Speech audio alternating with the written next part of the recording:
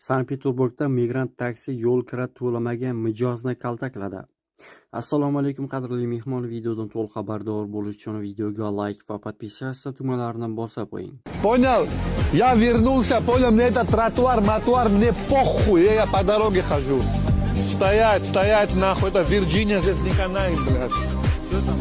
Kecha tunda Lijni ko'chasida jabrlanuvchi 58 yoshli erkak kasalxonaga yotqizilgan. Shifokorlar unga miyada qon aylanishi buzilishi, miyaga qon quyilishi tashxisini qo'ygan. Politsiya tomonidan aniqlanishicha, soat 02:10 atrofida Lijni ko'chasidagi uylarning birida yonida qirg'izistonlik 21 yoshli yigit taksi haydovchisi bo'lib, to'lov borasidagi mojaro tufayli erkakni kaltaklagan. Ertasi kuni yigit politsiya tomonidan qo'lga olingan.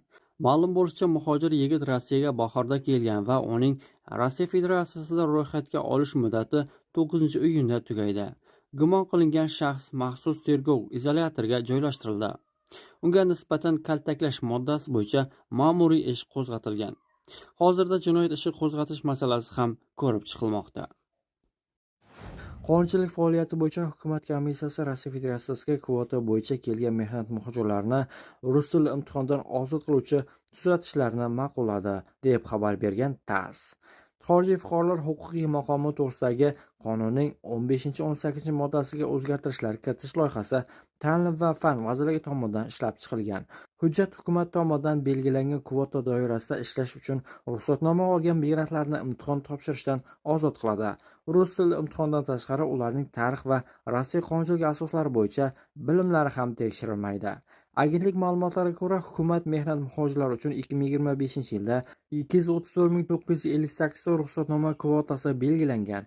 2014-yildan boshlab ishlash uchun ruxsatnoma, patent, yashash uchun ruxsatnoma, VNJ va Rossiya fuqaroligini olishni istagan chet elliklar rus tili qonunchiligi asoslari va mamlakat tarixidan imtihon topshirishlari shart. Shu yilning aprel oyidan Rossiyada ham migrant bolalarni maktabga qabul qilishning yangi qoidalari kuchga kirdi.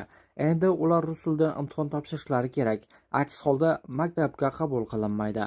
14-may Davlat dumasi raisi Vyacheslav Volodin ushbu imtihonning birinchi natijalarini sarhisob qildi. Unga ko'ra, test sinovlariga yoziladigan 1762 nafar bolaning 81% hujjatlarini qabul qilish rad etilgan.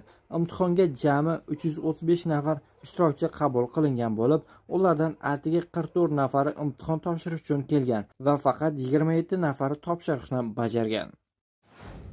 Krasnodar politsiyasi Rossiya gvardiyasi Omon va Sobor mintaqaviy boshqarmasining ko'magida o'lka markazidagi qurilish maydonchalarini reyd o'tkazdi.